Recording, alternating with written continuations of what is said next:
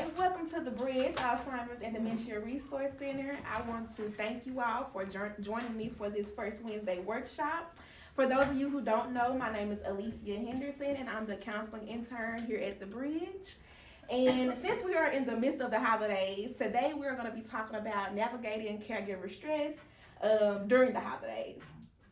So this was a great topic for this month because we're just getting finished with Thanksgiving. And we're going into the Christmas and the New Year, and holidays can be stressful for everyone, but especially for those who are caregivers. And so I just want to kind of talk a little about caregiver stress and ways we can navigate that stress. So stress in general can affect you not only emotionally, but physically. Stress can weaken your immune system, and when your immune system is weakened, that increases your risk to get sick. And if you get sick, who's going to take care of your loved one the way you do, right? So it's important for us to acknowledge caregiver stress and to think about ways, we can cope with that stress whenever it comes up. Stress also affects your loved one. They feed off of your energy. They sense your emotions. So if you're upset, if you're frustrated, they may, become frustrated and upset as well. And then stress can also affect how you enjoy your holidays in general. So you can't really enjoy the people around you that are coming in. You can't really enjoy your loved one or all of the activities that are going on because you're so worried about all of the things that are stressing you out. So it's important for us to talk about it, address it, and to find ways to cope with it. Okay. All right. So I know that there are a lot of challenges that may arise during the holidays, but there's just a few that I wanted to talk about today. So time management. So on top of all of the responsibilities that you already have throughout the year, when the holidays come, you have extra responsibilities, extra commitments. And with all of these extra things, your time is kind of hard to fix this time to where you need it for it to be effective for you. So this can be a problem. This can be challenging for our caregivers. Another challenge is financial strain. So on top of the bills that you already have to pay, water, light, groceries, gas, car insurance, car notes, just to name some, now you have decorations to buy, gifts for other people to buy.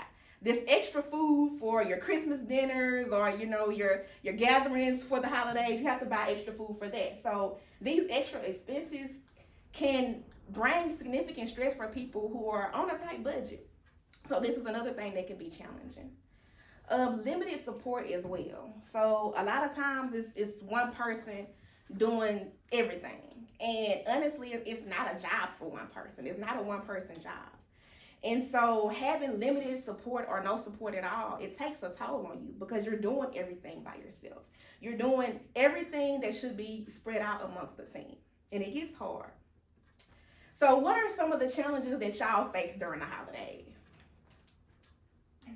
Decorating, just what Yeah, we were just talking decorations. about. Yeah. Or not decorating, rather. Yeah. And just the Yeah, everyday stuff. Trying to make Shopping's a big things- thing for me. What was that? Shopping is a big thing for me, because not only does my wife have dementia, but she has problems with her feet, which can only be cured with surgery, which she can't have surgery because she has dementia, so she's not very mobile. I can't get out to do shopping, so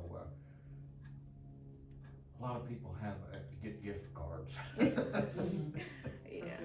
Oh, I've been doing that for several years. Trying to buy kids and grandkids and great-grands something that they might want. Well, we never know what they want anyway. I just don't get Amazon cards and for those that are out of town. Yeah. And So do you ever do any online shopping? all Get the things time. delivered? Sometimes Yeah. I do online shopping. It's a lifesaver, I tell you. I use it all the time because I hate going My into the sister store. had probably been in a store, I cannot tell you when she went in a store. She's all about that online shopping. I hate grocery store, I hate to go there even. Yeah. You can do that online. Mhm. I know. All Then, right. when grandkids have stuff scheduled, trying to get, make sure you get there. Last night we had an event in Benton and trying to get, up there in the traffic and all that stuff. And then Right. we had to get there early to save seats, you know, it's like, anyway, it was, That's stressful too, cause it's It traffic is. you're not used to. it is, yeah. I had never been north of airline past 220. I mean, you know, we went to Cypress Lake a few times, you know, so I go to that exit, but when it turns 2 lane, I've never been up there. And Oh, Hampton yeah. Bays, that is a beautiful area, you know, so anyway, That's why everybody's moving up there. apparently, yeah, Mhm. yeah. But, anyway, so that's what we did last night. But, The traffic in Bossier City right now is stressing Oh, enough. yeah. It is. Oh. it is something, yeah. Yeah, from the highway to the town, all of it is stressful. Yeah, Yeah. every. Alright. So let's talk about relieving some of the stress that comes up during the holidays. So what are some things that you do to relieve some stress whenever feel like you're up to your wits' end during the A holidays? glass of wine. Okay. Even that. The leisure, okay. If you just sit down sometimes for like 10 minutes or something, just sit down. That works. That works. Well, for one thing, I have a daughter right here in Shreveport, and we have most of the activities at her house. hmm And That's and, good. when I get enough of it, I leave. I know that's There right. you go. It's perfect. Good. All right, well, thank y'all for sharing with me. So I do have a couple of suggestions as well. So my first one here is seek help, seek support. So maybe you want to have a family member come in and take your loved one shopping. That gives you a break, and then you also get a gift from your loved one. And then this also gives your loved one an opportunity to get out and interact with someone else as well. Or maybe you want to have someone come sit with your loved one while you go do the shopping. If that's something that you like to do, maybe shopping is your thing, maybe it's therapeutic for you. So have someone come sit with them while you go do the shopping.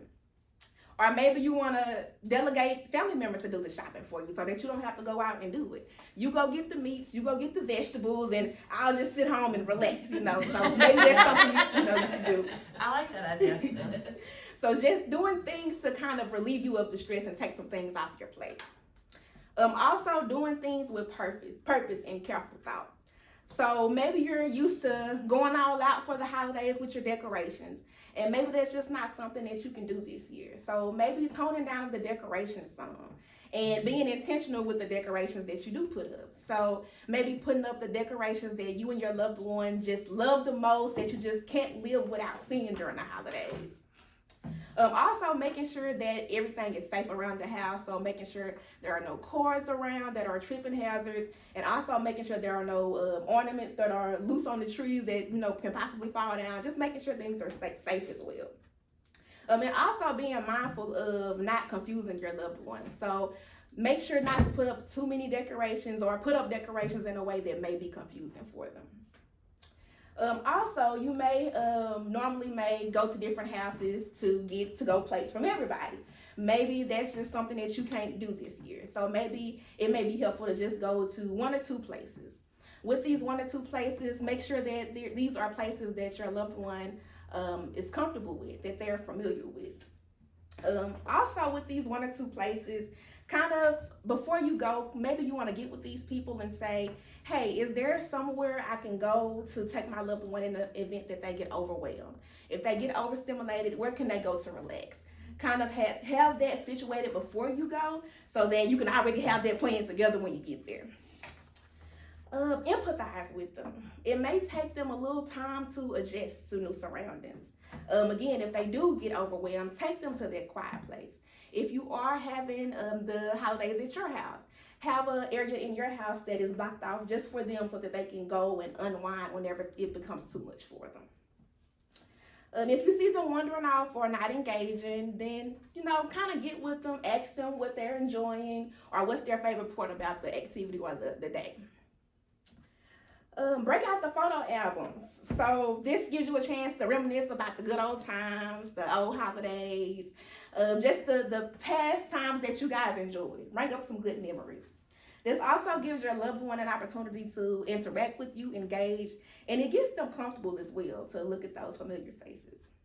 It also helps them to interact with the other family members too. Yes. And that's because they don't always know who is this? You know, you look at the picture, who is this? You know? Right. Right. Well, and those family Yeah, members that's- don't always know how to interact with them. So if you have something there that they can Yeah. both connect with, that's also helpful too.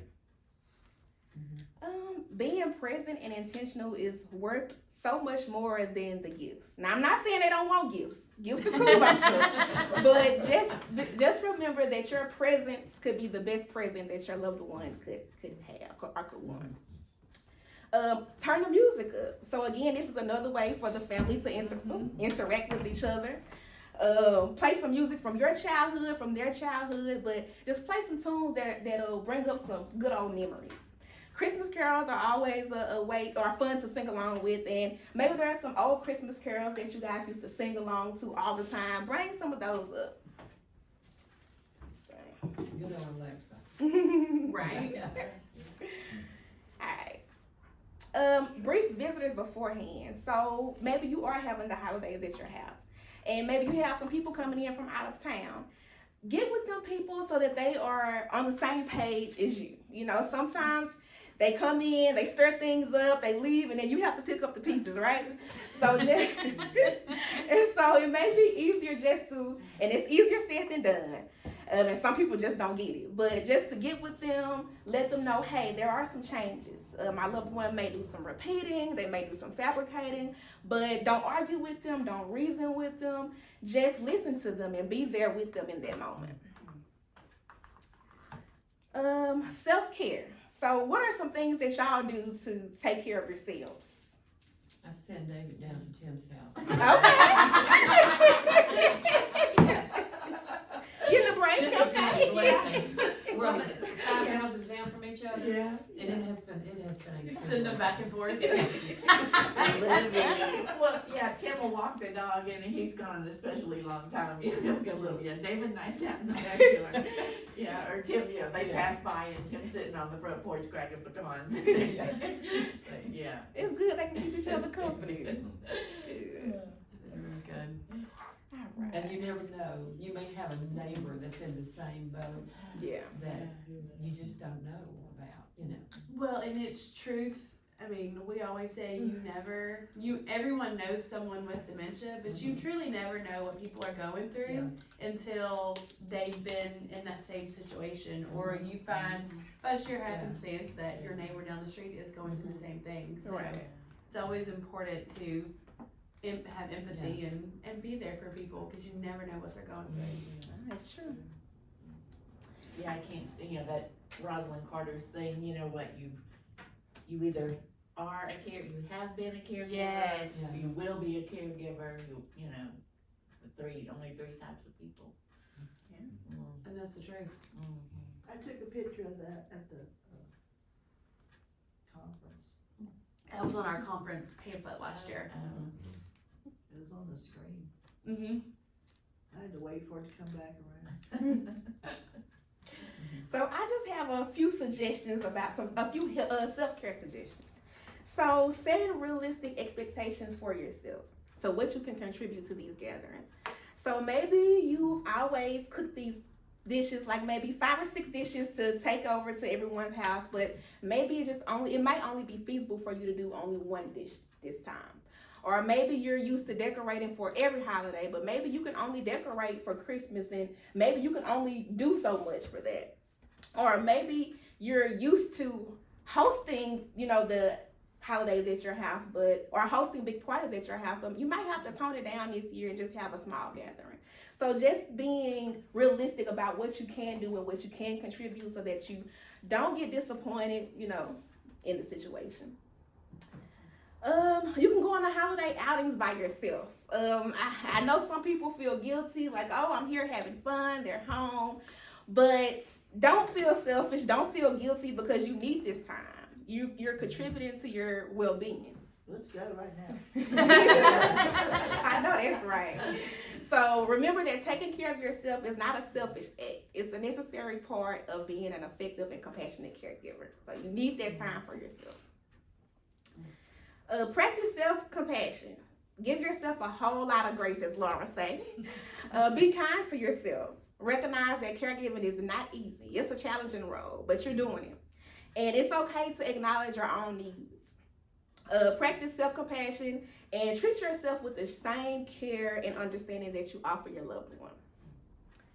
So how can we use some of these techniques that we've talked about in everyday life and not just the holidays? Well, there's realistic expectations. You can do that all year long. Yeah. Because, I mean, I've known with y'all, like sometimes people will take on too much because they think that they can do it all, and sometimes that's not realistic. Right. So setting those expectations for everyday life. And if you've got siblings or children, they might not want to be involved, or they may create more problems than you already have. Right. So what about seeking support?